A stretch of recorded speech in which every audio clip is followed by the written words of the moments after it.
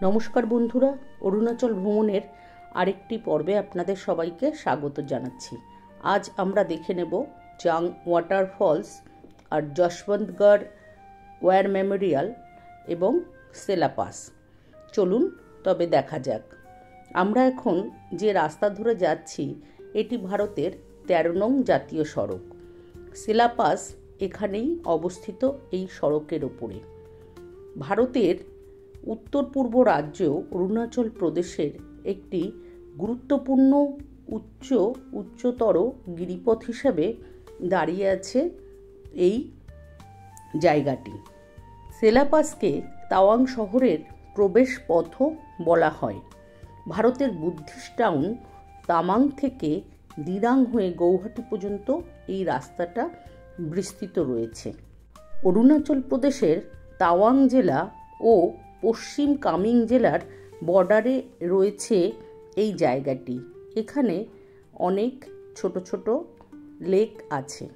এই দেখুন, বরফ রাস্তার পাশে পড়ে রয়েছে, ধুলোতে কেমন ওপরটা ময়লা জমে আছে। এই জায়গা সেলা পাস খুব সুন্দর। ভদ্রলোক বরফের উপরে লিখছেন, সাদা সাদা সব বরফ। প্রচণ্ড হাওয়া। প্রথমে জ্যাকেট ছাড়া নেমেছিলাম, কিন্তু দাঁড়ানো যাচ্ছে না, তাই আবার জ্যাকেট পরে তবে নেবে আসলাম। চলুন দেখাই। তাওয়াং শহরের আশেপাশে প্রায় 100-র উপরে লেক আছে। এখানে আসার সবচেয়ে ভালো সময় হচ্ছে মার্চ থেকে জুন মাস, আবার সেপ্টেম্বর থেকে অক্টোবর মাস পর্যন্ত এখানে আসা যেতে পারে। মার্চ মাসের প্রথম দিকে এলে এই জায়গাটি পুরো বরফাবৃত পাবেন। আর আমরা গেছিলাম এপ্রিলের ফার্স্ট উইকে, তখন বরফ প্রায় গলে গেছে, বিচ্ছিন্নভাবে এখানে ওখানে কিছুটা পড়ে আছে। আমরা একটু তাই নিয়ে মজা করলাম। এখন আমরা এসে দাঁড়িয়েছি সেলা লেকের সামনে। এই লেকটির নামকরণ করা হয়েছে এক তরুণীর নামে। এটি 13,700 ফিট উচ্চতায় রয়েছে। এই পাসটি অরুণাচল প্রদেশের সবচেয়ে উচ্চতম পাস। সারা বছরই এখানে পাসটি খোলা থাকে, তবে শীতের সময় খুব বেশি বরফ পড়লে এই পাসটি সাময়িকভাবে বন্ধ করা হয়। এই সেলা পাসটি যার নামে তাকে স্মরণ করেই এই পাসটি নাম রাখা হয়েছে।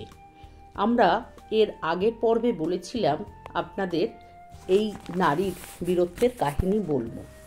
যশবন্তগড়ের যুদ্ধকে ঘিরে একটি কাহিনী প্রচলিত আছে।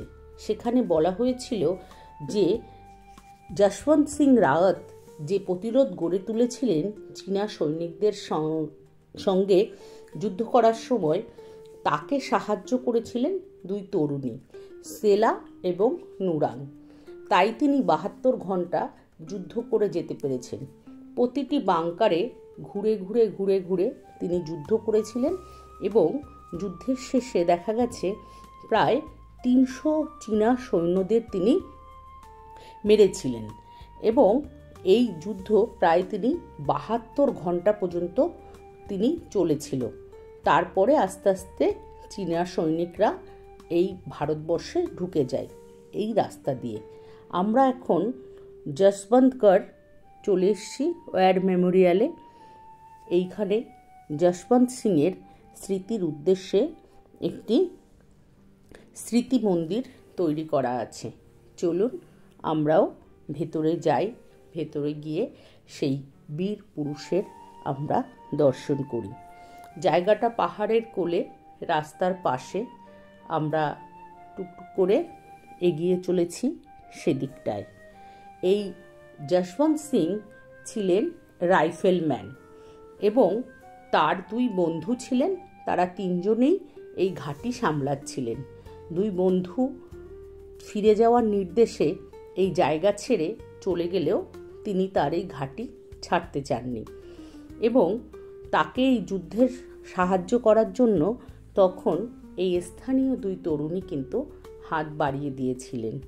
সেই জন্য এই জায়গায় এর আগে আমরা দেখে এসেছি সেলা ওয়ার মেমোরিয়াল, এখন দেখলাম সেলা লেক, এরপরে আমরা সেলা টানেলও দেখব। আসুন, এই সেই বীর মহান পুরুষ। এইটি কোনো মন্দির, মসজিদ বা গির্জার থেকে কম পবিত্র জায়গা নয়। এখানে আমাদের বীর সৈনিকের স্মৃতি মন্দির করা। একজন সৈনিক সবসময় এখানে দাঁড়িয়ে থাকেন, আর এখানে যারা দর্শন করতে আসেন তাদের ওনার সম্পর্কে যা জিজ্ঞাস্য থাকে তার উত্তর দেন। আমরাও জায়গাটি ভালো করে দেখলাম এবং নতমস্তকে এই শহীদকে প্রণাম সেরে আমরা বাইরের দিকে বেরিয়ে এলাম। আমাদের ভাবতেই কেমন লাগে, আজকে এত অত্যাধুনিক অস্ত্রশস্ত্র রয়েছে। তখনকার দিনে না ছিল তেমন কোনো অস্ত্র, না ছিল কিছু। তাই নিয়েই কি বীর বিক্রমে উনি যুদ্ধ করেছিলেন এই জায়গায় দাঁড়িয়ে। আর এর উপরে আছে ওনার একটা মেমোরিয়াল। আর এই যে নিচে দেখছেন, এই জায়গাটা চীনা সৈনিকদের যে দেহ আছে সেই দেহ চীন ফেরত নিতে অস্বীকার করে তাদের এখানে রাখা হয় ডান হাতে। আর ওপর থেকে সাইডের ভিউটা দেখুন, এইরকম রয়েছে। আমরা এর আগে ওই পাশ থেকে দেখেছি, এখন এই রাস্তা ধরে আমরা এগিয়ে যাচ্ছি। এই যে ওপরে মেমোরিয়াল আছে আর নিচে এইখানে চীনা সৈনিকদের রাখা হয়েছে। আমরা এরপরে এগিয়ে চলেছি। আমাদের সামনে আমরা দেখব একটি ফলস। এই ফলসটি নুরা জাং ফলস হিসেবে পরিচিত। এই ফলসটি এখান থেকে আছে 20 কিলোমিটার দূরে। ছবিতে যে ফলসটি আপনারা দেখতে পাচ্ছেন, আমরা এরপরে সেই ফলসটি দেখতে পাবো। চলুন। অরুণাচল প্রদেশের প্রাকৃতিক সৌন্দর্য একমাত্র এখানে না আসলে উপভোগ করা যাবে না। ছবি দেখে আপনারা কতটা বুঝতে পারছেন আমি জানি না, কিন্তু সত্যিই এটি সুন্দর।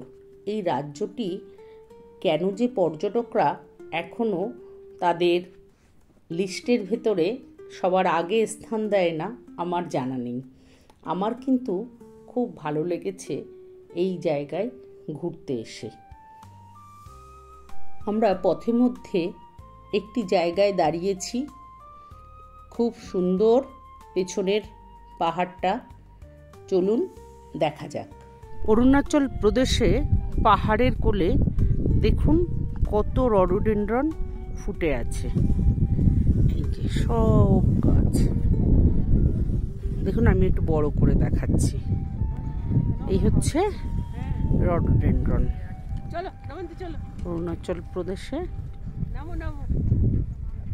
আমরা এখন সিলাপাস থেকে কয়েক কিলোমিটার আগে আছি। এই বয়সে দাদা ফুল তুলে দিচ্ছে। বেঁচে থাক, অমর প্রেম। দেখি দুজনে দাঁড়াও একসঙ্গে।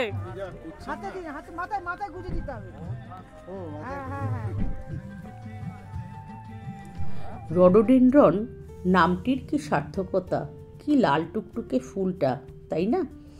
আমরা ইতিমধ্যে এসে পৌঁছেছি নুরানাং জলপ্রপাতে, যেটি জাং ওয়াটারফলস নামেও পরিচিত। ইন্দো চায়না যুদ্ধে সেই নুরা আর সেলা যে সাহায্য করেছিল তাদের স্মরণ করে এই জলপ্রপাতের নাম রাখা হয় নুরানাং।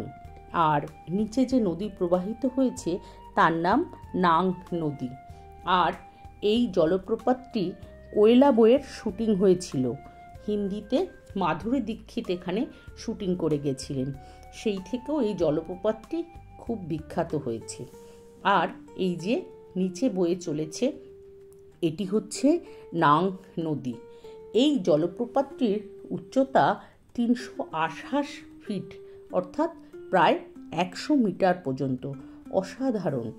আর এখানে জলবিদ্যুৎও উৎপাদন হয়। এই জলপ্রপাতটি অরুণাচল প্রদেশের উচ্চতম জলপ্রপাতও বটে। আমার এই ভিডিওটি আপনাদের ভালো লাগলে অবশ্যই আমার এই চ্যানেলটি সাবস্ক্রাইব করুন আর লাইক, কমেন্ট এবং শেয়ার করতে ভুলবেন না। তাহলে দেখা হচ্ছে পরবর্তী ভিডিওতে। সবাই ভালো থাকবেন। নমস্কার বন্ধুরা, সঙ্গে থাকুন আমার।